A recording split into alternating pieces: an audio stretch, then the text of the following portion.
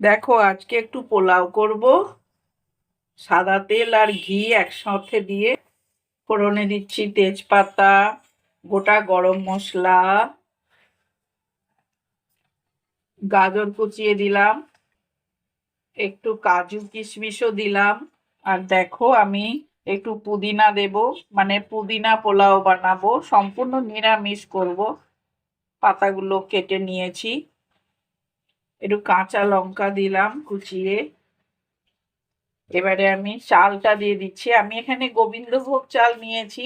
আমার কাছে গোবিন্দভোগ চালের গন্ধটা সব থেকে বেশি ভালো লাগে দেরাদুন রাইসের থেকে। তোমরা চাইলে দেরাদুন রাইসেও করতে পারো। এবারে ভালো করে মিশিয়ে নিয়ে এটাকে, এবারে আমি জল দিয়ে দেব। যতটা চাল নিয়েছি তার ডবল জল মাপে জল নিলাম, জলটা ঢেলে দিয়েছি।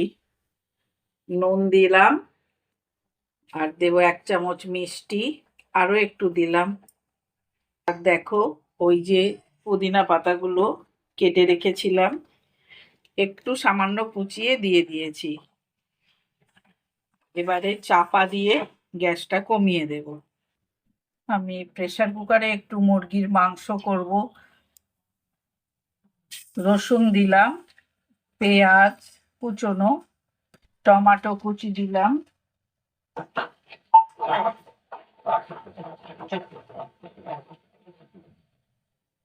এই যে মাংসটা দিয়ে দিলাম।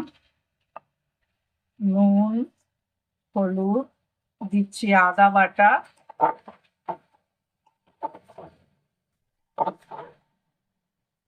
দেখো একটু লঙ্কা বাটা দিলাম, আলুও দিলাম। আর দেখো দিচ্ছি এভারেস্টের চিকেন মশলা।